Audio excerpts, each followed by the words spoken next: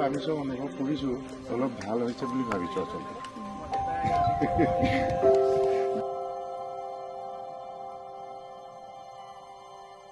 নমস্কাৰ, স্বাগতম জনাইছোঁ নাহৰ লাইভৰ দেওবৰীয়া অনুষ্ঠান জনসংযোগলৈ।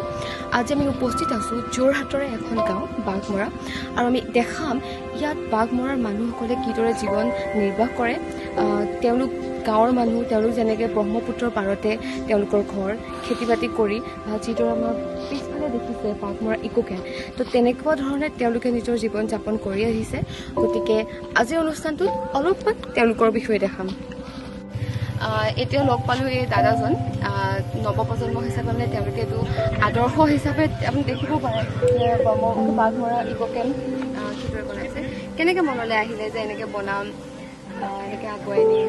হয়, সেইটো মোৰ দাদাৰ সম্পূৰ্ণ ইনিচিয়েটিভ হয়, মোৰ নিজৰ দাদাই মানে ক'বলৈ গ'লে প্ৰথম মানে আপাৰ আছামত মানে নদী পাৰ প্ৰথম আমাৰে আৰম্ভ। এতিয়া ভাবোঁ আৰু সকলোৱে আহক, আৰু নতুনকৈ গঢ় লৈছে টুৰিষ্ট প্লেচ হিচাপে, আপোনালোকেও আহিব পাৰে তেনেকৈ। আৰু আহেও বহুত আহে, বহুত বাহিৰৰ পৰ্যটক আহে তেনেকৈ। আমি এতিয়া আহোঁতেও দেখিছোঁ যে আৰু বহুত মানুহ আহিছে, লখিমপুৰ নেকি চাগে অহা দেখিছোঁ। আৰু ঠাণ্ডা দিনত পিকনিক খাবলৈ আহেও ইয়াত বহুত মানুহ আহে। বহুত হয়, আৰু ইয়াতে আপোনাৰ এডভেঞ্চাৰ এনেকুৱা কায়াকিং, জিপ লাইন সেইবোৰো হয়, এডভেঞ্চাৰ এক্টিভিটিজ বহুতখিনি এক্টিভিটিজ আছে। আৰু ইয়াৰ পৰা ধৰক আপোনালোকে মোলাই ফৰেষ্টটো যাব পাৰে এনেকুৱা। আৰু ইয়াত কাম কৰে গাঁৱৰ বহুতে, ইয়াতে কাম কৰি আছে, বহুতে আমাৰ নিবনুৱাই মানে সংস্থাপন পাইছে। ধন্যবাদ থাকিলে।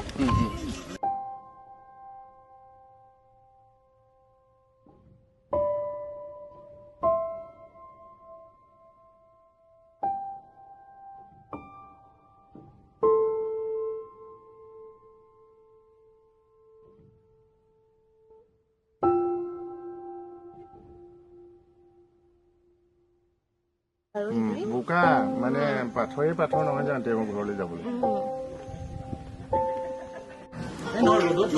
আমি লগ পালোঁ বাঘমৰাৰ এজন বয়োজ্যেষ্ঠ লোকক, গতিকে তেওঁৰ পৰাই আমি জানিব বিচাৰিম ইয়াৰ মানুহখিনিৰ বিষয়ে অকণমান আভাস। গতিকে বৰ্তা, আপুনি যদি অলপমান কৈ দিয়ে।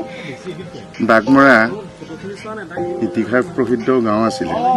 1942 চনতে এইটো ৰাজহুৱা হৈছে, ব্ৰিটিছৰ দিনতে। কিন্তু মানুহখিনি কৃষিজীৱী, আৰু যোগাযোগৰ ব্যৱস্থাটো আজিলৈকে মানে ভাল ৰূপত গঢ় হোৱা নাই মানে।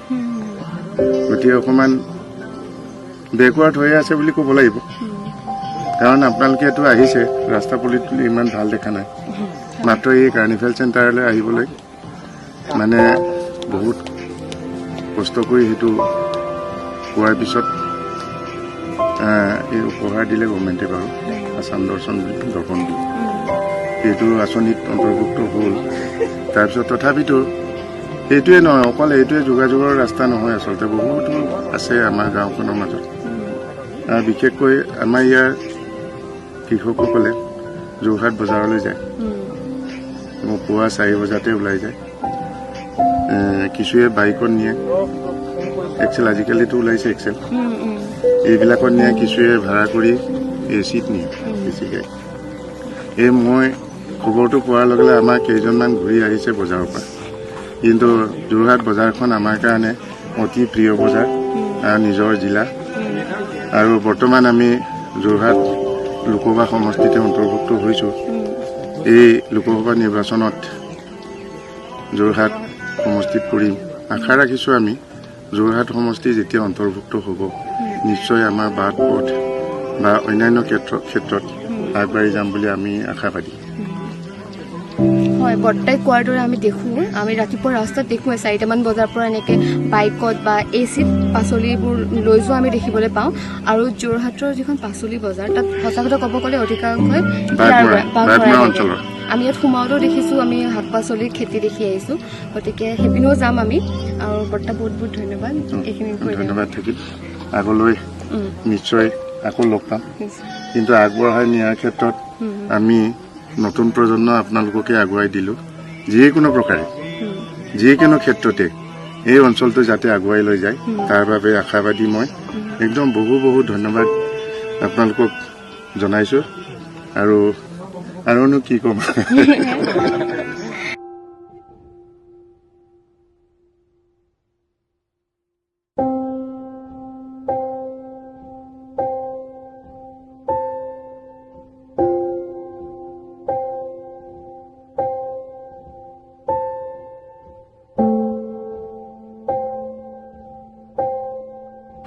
গতিকে এয়াই আছিলে বাঘমৰা অঞ্চল। অহা দেওবাৰে আকৌ লগ পাম, লৈ আহিম এটি নতুন ঠাই।